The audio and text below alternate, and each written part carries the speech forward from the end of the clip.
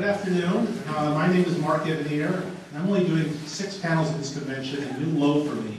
But I like everyone I'm doing, and I hope you'll come to all of them because they'll be very interesting. And if you come to the ones tomorrow, we're going to be serializing something new.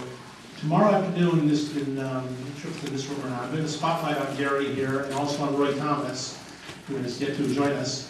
And in those spotlights, I'm going to cover the early parts of their careers, the moments before they got to Marvel, how they broke into the business, and their lives after Marvel.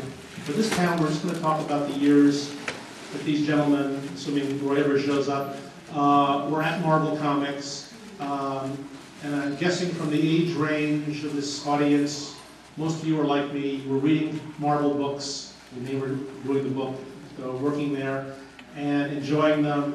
And I feel like, you know, when I see the Dodgers, come to see the LA Dodgers today, I look at them and go, that's not the Dodgers. The Dodgers had Sandy Koufax. The Dodgers had Maury Wills and Duke Snyder and Frank Howard and John Roseborough.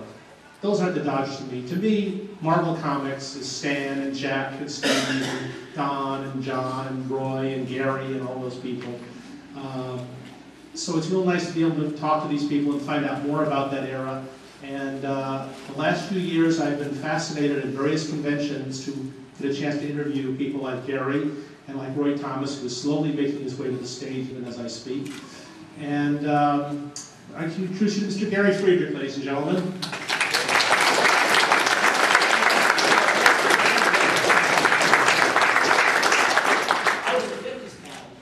Okay, and I'd like to introduce you to Mr. Roy Thomas.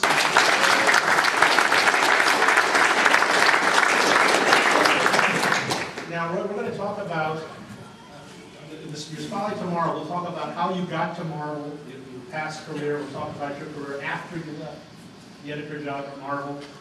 This panel, we're going to talk about the years that you guys were both at Marvel, and Roy was there a little before Gary. I'm going to ask Gary first. I want you to describe, what year did you start working for Marvel?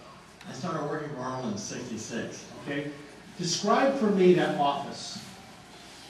I've done this before. Let me see if I can remember. It was in the Standard Branch building at 625 Madison Avenue, Madison and 59. And you take the elevator up, I believe it was on the 2nd floor. And you walk in, there was a receptionist in a small reception room with a few chairs, maybe a couch in there. And you talk to Jeannie, the switchboard girl, and if you knew the right people, she would let you into the inner sanctum. You walk into a hall, and if you walk straight through the door from the reception area into the Marvel offices, you walk in the office that was occupied at that time, as best I recall, by Saul Brodsky and Roy and Flo Steinberg. I mean, they all fit. This is not a big room, but they were pretty close in there. It was a small suite of offices we had. To the right of that office was Stan's office. I think Stan had more room than all the rest of us put together. And the door was usually closed back there, and you didn't get called in there too often. Stan was usually in there doing whatever Stan did in there. If you went to the left, there was a very small office, which was used for whatever artists happened to come in to be doing some work in the Marvel bullpen on a particular day. And we also had a corrections man named Mari Koromoto, and Mari was in that room. And you might see Bill Everett in there if he were in town from Massachusetts doing some work when I first started. And John Romita would be in there. And you go across the hall, and I was in there, and not too long after I came, John Report was put in there and finished filling up the room. And they actually managed to squeeze Linda Fight in there a short time later when she came to work, doing some editorial work. And I believe Marie Severin was also in that room at the time. And that was it. It took 3 little offices and Stan's office. There weren't that many of us, but the space was small enough that there was a crowd. Now, Roy, do your memories match that? Yes, except that's one office bigger than that. Because the third office that Marie and you didn't belong to us then. I don't know what was in there. When I came there, Flo and Saul were the only 2 people in the office, and I became the third.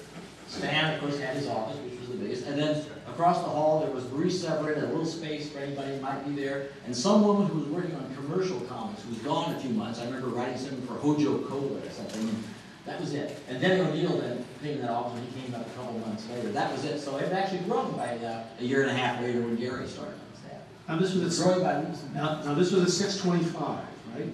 Probably so. They changed it They, down they, to. they moved I got you down to confused. 630. The old joke was that that we moved up and down Madison Avenue 2 or 3 times in that 10 years or so, 11 years I was there. And the joke was that it depended on how much exercise Martin Goodland's doctor told him to get, we would move up and down Madison Avenue. We did it 2 or 3 times. The Division Building, the Standard Brands, a couple. It was 625 originally. We moved up and down. I remember the first time I went there, it was in 1970, and you were at 635 Madison at that time. And there was this little office, and Stan had a note on the door that said, "Hey, true believers, you found us here, but don't come in because we won't have time to, we'll start yakking with you and won't get our comics out. So do us a favor and go away." There's a very charming little note on the door. And you walked in, at that door, office I remember, you walked in, on the right was a cubicle with, I think Alan Brodsky was there. And to the left was a cubicle where Stu Schwartzberg had this big photostat machine that just stunk up the place. And Marie was next to it. Today, Marie Semple would have a wonderful lawsuit for employees, making employees inhale chemical fumes. You walked a little farther on the right, there was a cubicle with Tony Mortallero, Herb Trimpe, and John Romita in it. In the back, you had a desk, and then to the left of that was John Reporton's desk, and to the right was Stan's office. And it was the smallest, cramped little office I ever saw in my life. I couldn't believe the Marvel Comics were produced in this little rat hole of an office. You didn't know how much we'd grown. That's right. Okay.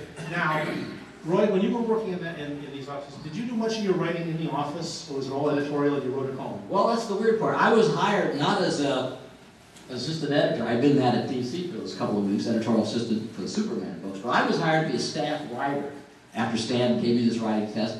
And I was supposed to sit there at this corrugated desk they gave me, you know, flat surface there. I was supposed to sit there during the day and write stories, starting with, you know, modeling with Millie. I had to work my way up to Millie the model, and they would pay me freelance for that. They wanted me to be writing stuff, starting with, I guess the Iron Man, the very first Gene Colan Iron Man that I dialogued and his dad had plotted, and then a little later a couple of Ditko Doctor Stranges. But I was supposed to, that for my salary, I was supposed to do that on staff. But it never worked out, because within a few days, Stan would keep calling. They'd ask me to do backup proofreading, you know, make sure that Stan's corrections had been done. Then they'd call me in to do this and that, erase something or other. Or Stan would call me in and say, you know, he knew that I knew Marvel's history so much. Well, it was only about 5 years of it. How hard was it, you know, and all that. So next thing you know, I kept saying, look, I can't get anything done. I was staying there till 8, 9 o'clock at night, working at home, and yet just getting paid the staff salary, except for when I did a superhero story. They were willing to pay me for it, but I didn't do that in the office. So after a few weeks, I decided, okay, you're no longer a staff writer, and I guess I was an editorial assistant. I don't know if you ever said exactly what it was. So I sort of evolved into that. And when Gary came, I remember one day, soon after Gary came, Stan said, you know, we got to have titles around here. So from now on, he says, Roy, you're the associate editor, and Gary's the assistant editor. And that's the person who knew exactly what you were. But now, when you were first hired as a writer, you were being paid freelance rates to sit in the office, right? Or were they paying you by the week? No, I was getting like $110. You know, and how did that translate into the number of pages? Well, it didn't exactly. I mean, they didn't really have a quota that I was supposed to write, because they couldn't figure it out. I was just supposed to sit there and write as much as I could, and it turned out I really couldn't write much. For one thing, I'm not. Some people are. I'm not a person.